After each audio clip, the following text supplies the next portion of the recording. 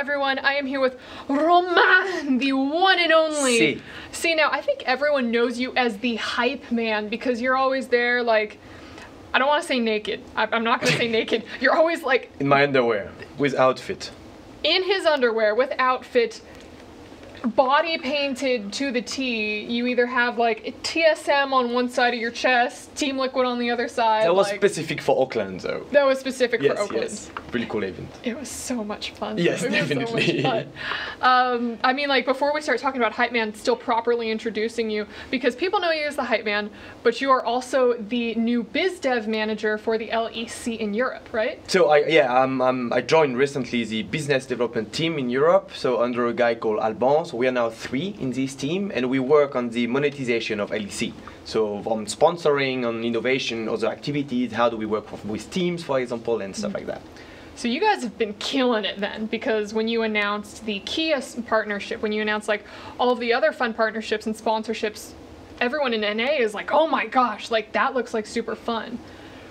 I think there was one sponsor in 2018 for LEC, and moving into franchise, like the team had like a full year to prepare a really nice marketing offer, go to a lot of sponsors and ask them if they wanted to join the adventure with us for 2019. So I think we have 8 or 9 sponsors announced. We're probably going to pick at like 10 or 11 by the end of the year. Oh my gosh. But we're meeting so many people, and we're only keeping the sponsors which we judge like nice enough to stay in the business, willing to work with us, willing to develop their brand, and just not come, spend a lot of money, do one-shot activation, and then leave. So we need people which respect our player base and which makes sense for gamers as well.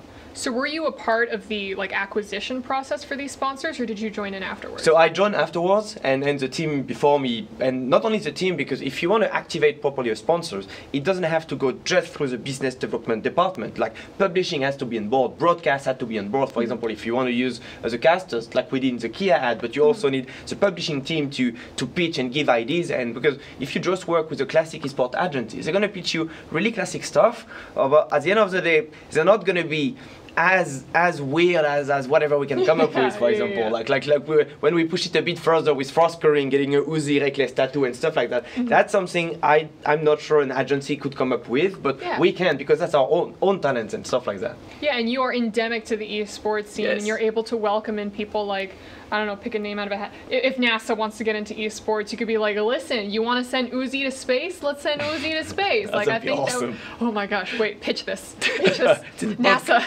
NASA, please. But I mean, so yes, we missed you. We see all the great work that you're doing there in the LEC. Well, I'm not alone, eh? Like every time people would say my name and stuff, like it's literally not only a full BD team, but the whole European office. And I think the whole rebranding we are making now under the hashtag #WeAreEU works beautifully. We are proud to belong to LEC right now. The teams are proud to play because all of them are good actually, and you have some amazing battles.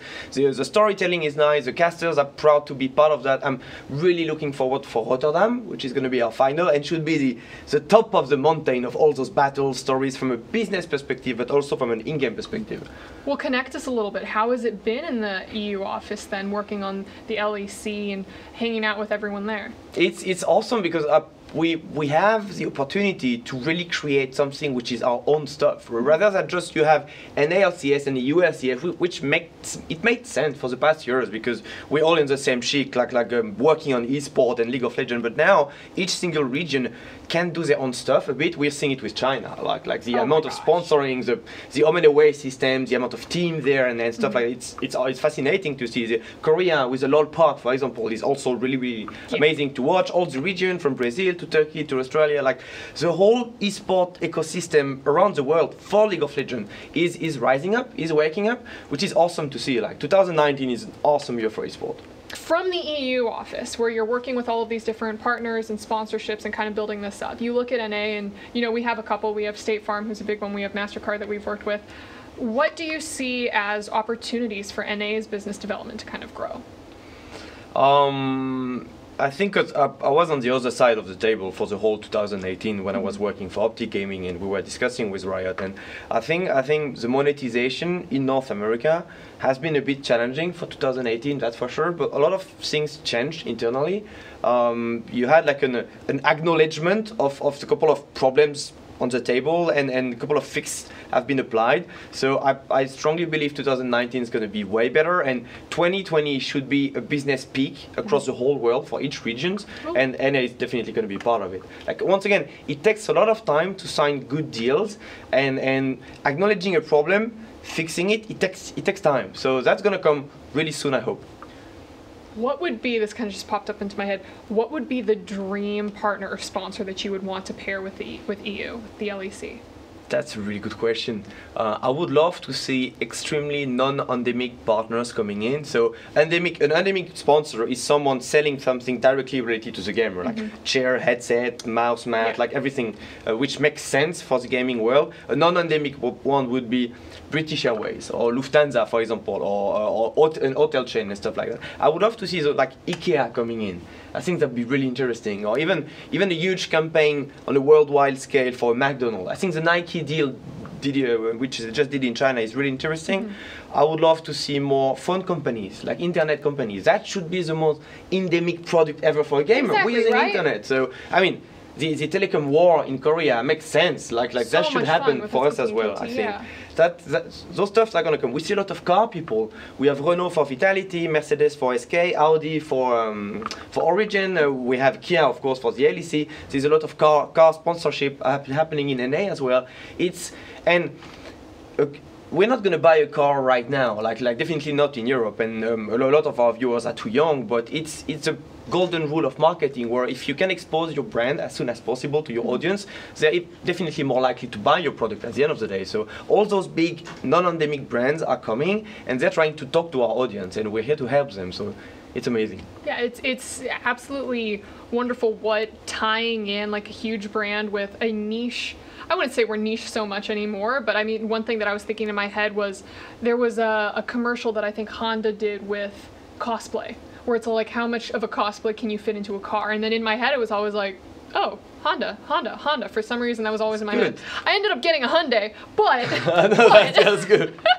Wink, wink. Like, that was always something that was kind of in my head.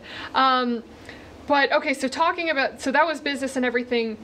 I miss your excitement. We got like a fun little interview, side stage interview with you and Zabutin, but man, I want to see you at finals again. I want to see Come you to Europe. An MSI Worlds.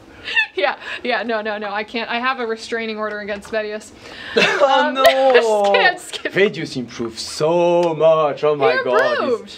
Yeah, definitely. He's blossoming. Like, I love it. Like the love he has when he's on stage, the smile, all of them, from Dracos to Frost to Medic. Like when you see them, and Quick Shot being the daddy on top of it. Like it.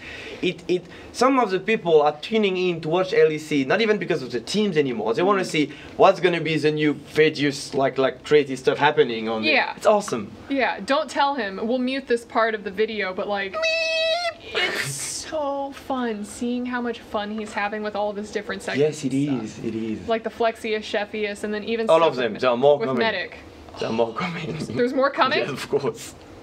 can't. They're just starting. They're just starting. Now that the public reaction is positive towards this kind of project, No, of they're course. encouraging him. Everyone. Oh no! No, quick! Tweet against Vedius. No.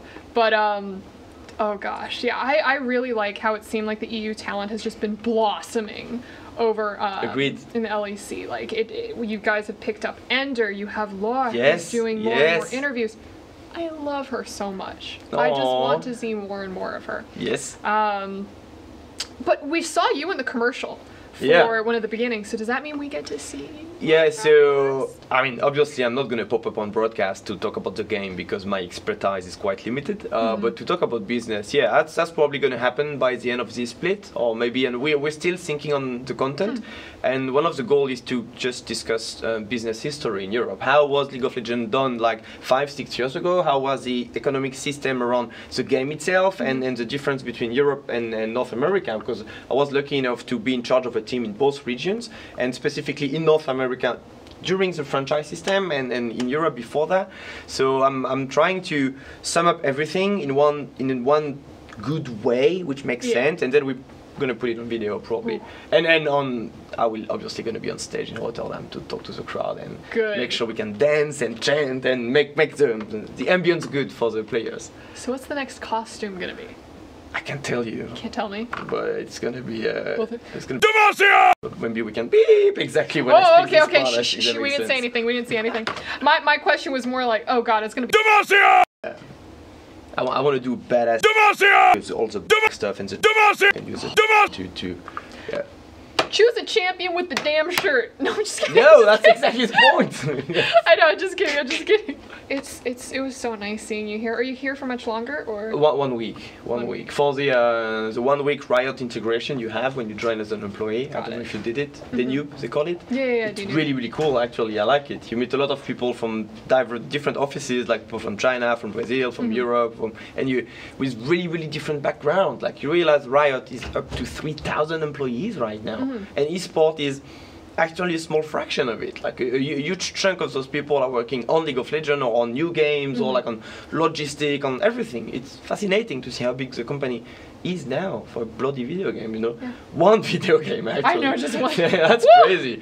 It must be so weird when you're one of the founder like Mark or Trinidad, and you just walk in the office and you're like, I did this. Like it's all that happened because of me, kind of. So that must be bloody amazing. Flex on them. Yeah, definitely. Yeah, Like exactly. 22 offices across the globe, like on all the major regions. One of the biggest game ever. And One like game. 10, 11 years ago, there were 30 people.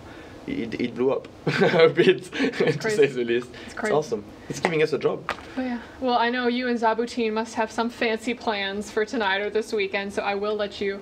Thank leave. you. Is there anything that you want to say to the NA or EU fans? We love you. Watch LEC, watch LCS, watch League of Legends, watch esport in general, because that's the future of entertainment. So thank you for watching us. And if you are a brand with big money bags, this is the man to talk to.